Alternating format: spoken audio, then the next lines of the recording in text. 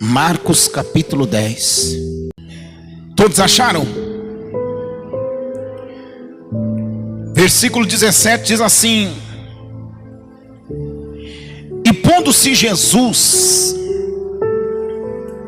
a caminho, correu um homem ao seu encontro e, ajoelhando-se, perguntou-lhe: bom mestre, que farei para herdar a vida eterna? Observa que este homem, ele procura Jesus e pergunta acerca da vida eterna. Algo muito importante, algo que deve ser prioridade em nossa vida. Então Jesus olha para ele e responde, versículo 18: por que me chamas bom? Ninguém é bom senão um, que é Deus. Jesus olha para ele e fala: olha, só existe um que é bom. Bom é Deus. Agora, sabes os mandamentos? Olha que Jesus pergunta para ele, ó: não matarás, não adulterarás, não furtarás, não dirás falso testemunho, não defraudarás ninguém, honra o teu pai e a tua mãe. Então veja que Jesus ele olha para o jovem e fala: olha, você sabe os mandamentos? Você sabe o que está escrito? As ordenanças? Então Jesus fala para ele: olha, os mandamentos são esses. E ele responde para Jesus. Então ele respondeu: mestre, tudo isso tenho observado desde a minha juventude. E Jesus fitando, ou seja, Jesus olhando para ele, a Bíblia diz aqui que Jesus o amou, ou seja, Jesus ficou admirado pelo que ele falou, pelo fato dele ter observado os mandamentos do Senhor desde a sua juventude. Então Jesus olha e fica admirado e fala para ele assim, ó: só uma coisa te falta. Vai, vende tudo o que tens, dá aos pobres e terás um tesouro no céu. Então vem e segue-me. Ele, porém, contrariado com esta palavra, ou seja, com o que Jesus falou para ele, retirou-se de que maneira? Triste, porque era dono de muitas o quê? Propriedades. Então preste bem atenção aqui agora. Veja que ele chega e pergunta para Jesus: mestre, o que eu posso fazer para ter a vida eterna? E Jesus fala para ele: olha, os mandamentos. Você sabe os mandamentos? Você não pode matar, não pode adulterar, você não pode falar falsos testemunhos. Os mandamentos são esses. Você não pode defraudar ninguém. Não pode defraudar ninguém. Você deve honrar teu pai, você deve honrar tua mãe. E ele vira para Jesus e fala: ó, desde a minha juventude eu tenho observado tudo isto. A Bíblia diz o seguinte: que quem somente observa o vento nunca semeia. Ou seja, quem somente observa não toma nenhuma o quê? Atitude, não toma nenhuma decisão, não age. Quem somente fica observando não age, não faz nada, só observa. Então só observar os mandamentos, não significa que eu estou inserido nos mandamentos. Então, quer dizer, quando Jesus propõe para ele: olha, você tem observado os mandamentos? Eu fico até admirado com isso. E Jesus vira para ele e fala: mas uma coisa te falta. Então veja bem, às vezes, o que adianta ter uma casa que tem tudo, mas ao mesmo tempo não tem nada? Porque se a gente pega o título e vê também o final, a gente vê que ele saiu triste porque ele era dono de muitas propriedades. Ou seja, ele era uma pessoa rica, ele tinha tudo, mas ao mesmo tempo ele não tinha nada. Ao mesmo tempo ele não tinha nada. Tudo que ele tinha não valia de nada para ele. Porque o que ele estava perguntando para Jesus era exatamente o que ele estava sentindo falta. Vocês estão entendendo, sim ou não? Então, tem momento da nossa vida em que nós deixamos as coisas passar despercebido, e nós não podemos. Porque muitas das coisas que nós não priorizamos na nossa vida são prioridades na nossa vida. Observa que ele ficou muito triste e foi embora. E foi embora. Ou seja, ele escolheu, ele aceitou viver sem aquilo que era a prioridade, que ele estava sentindo que ele precisava. Ele aceitou ir embora sem, ou continuar sem, para ficar com as riquezas. Então, quer dizer, a Bíblia diz que o fundamento é a base do justo, ou seja, a palavra. É onde a gente nos apoiamos, aonde nós colocamos toda a nossa vida. E uma vida sem fundamento, certamente é uma vida curta, ou uma vida sem prazer. Porque uma pessoa que não tem fundamento, certamente ela está se decepcionando dias após dias. Então, quer dizer, se a minha família, a minha casa, o meu lar, meus filhos, ele não for prioridade, certamente a minha vida vai estar inserida em outras coisas, e essas outras coisas serão prioridades para mim. No caso aqui, a salvação desse homem, ela foi rejeitada pelo fato dele estar com a sua vida inserida em suas riquezas, em outras coisas. Em outras coisas. Então, nós temos que tomar muito cuidado, para que nós venhamos não perder, para que nós não perdamos aquilo que Deus conferiu em nossas mãos, que é a nossa família, a nossa casa. Porque quando a família ela não é prioridade, a nossa vida está inserida em outras coisas. Quando nós inserimos nossa vida em outras coisas, aquelas outras coisas se tornam a nossa vida.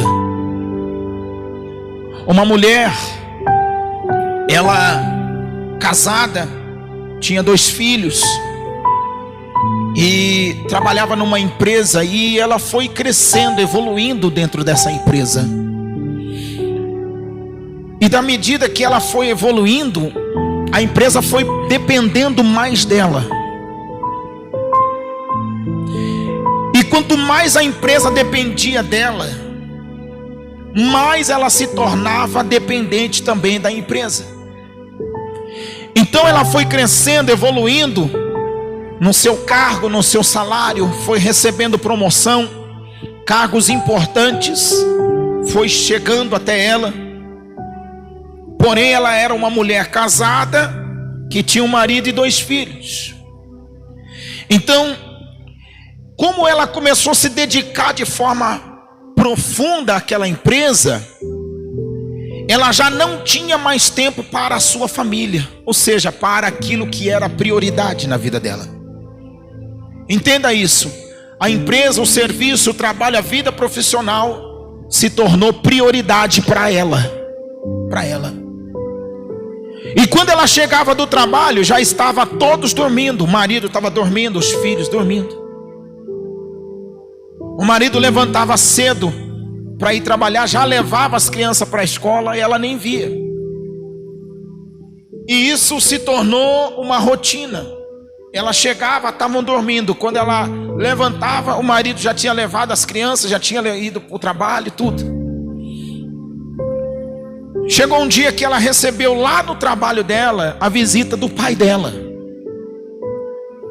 O pai dela levou para ela uma flor muito bonita, uma flor rara, muito bonita, e falou para ela assim: olha,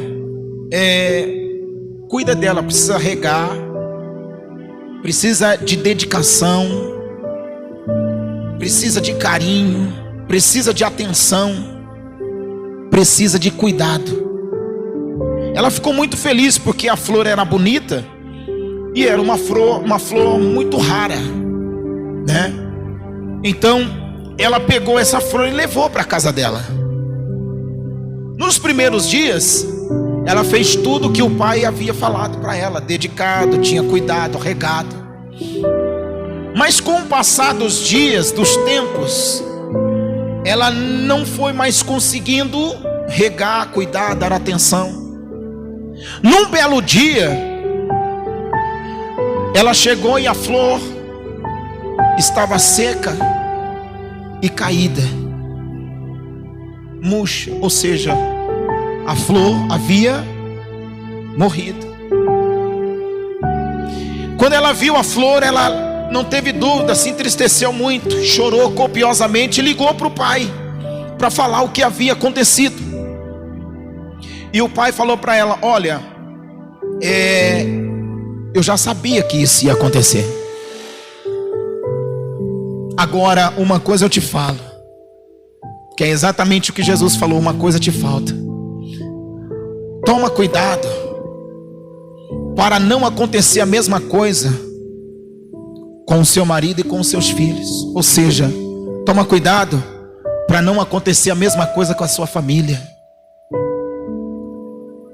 Pela falta de dedicação, pela falta de cuidado, pela falta de regar, pela falta de atenção, o pai falou: toma cuidado para não acontecer a mesma coisa que aconteceu com a flor. Então Jesus olha para esse jovem e fala: uma coisa te falta.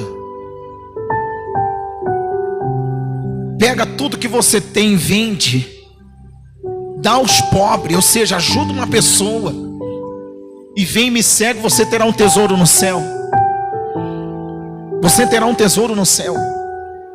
Quando Jesus fala isso, eu entendo que ele deixa claro que ele já preparou todas as coisas. Ele deixa claro que está tudo preparado já, e que você não precisa mais chorar, e que você não precisa mais se entristecer. Quando Jesus fala isso, minha avó, eu entendo que ele deixa claro: olha, talvez os seus olhos estão mostrando algo que você não gostaria de ver, mas quando ele fala, como ele falou para o jovem: vende tudo, dá aos pobres, vem e me segue, você terá um tesouro no céu. Eu entendo que ele diz, mesmo diante dos seus olhos mostrando o contrário que você quer, eu já preparei todas as coisas. Amém, pessoal? Mesmo no momento em que você está chorando, mesmo no momento, num dia que você acordou mal, no dia que deu tudo errado, no dia que você está triste, o Senhor já preparou um sorriso para você. É isso que ele está dizendo. Quando ele fala para esse jovem: vem e me segue, você terá um tesouro no céu, eu já preparei tudo. Ou seja, o que eu preparei é superior ao que você está vendo. O que eu preparei para você é algo a mais, além daquilo que você pode imaginar. Então talvez hoje uma mãe chora pelo filho, mas o Senhor já preparou um sorriso para ela amanhã. A esposa chora por ver a situação do casamento do marido, ou o marido a situação da esposa, mas o Senhor já preparou tudo.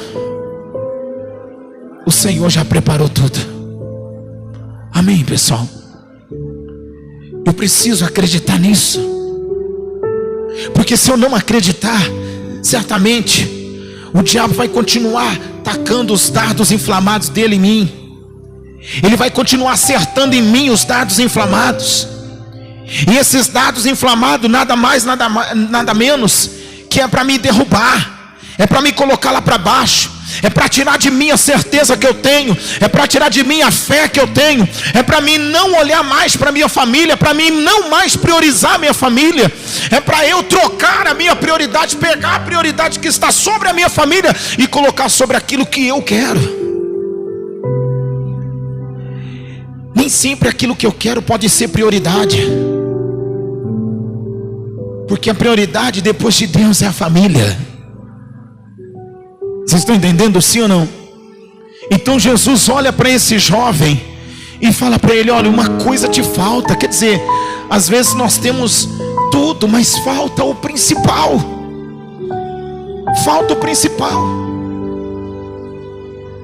Essa jovem, essa moça casada, tinha um marido, tinha filhos, e sem perceber ela foi consumida pela empresa, e a empresa também consumida por ela.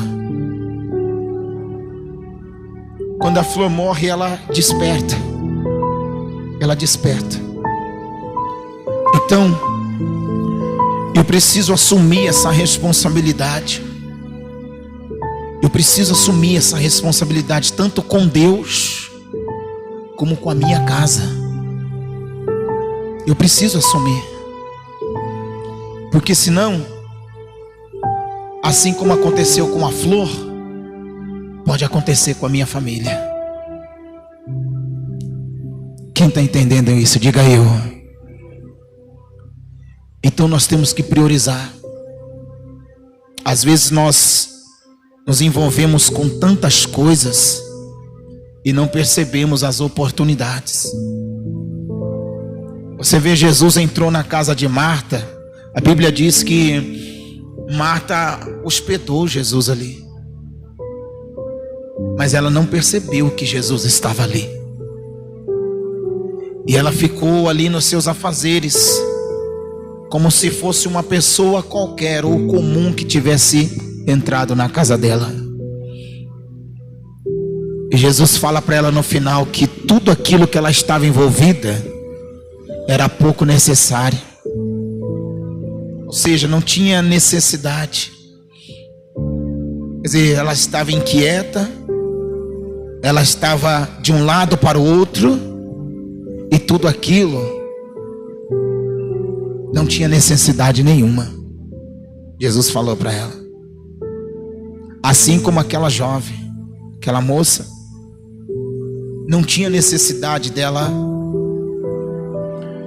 ser consumida pela empresa e consumir a empresa. Não tinha necessidade. Então, é claro que nós temos que nos dedicar naquilo que nós fomos chamados. Na vida profissional temos que nos dedicar, mas também temos que separar uma coisa da outra, porque senão, quantas pessoas que trabalham, mas não têm uma vida saudável, uma vida feliz,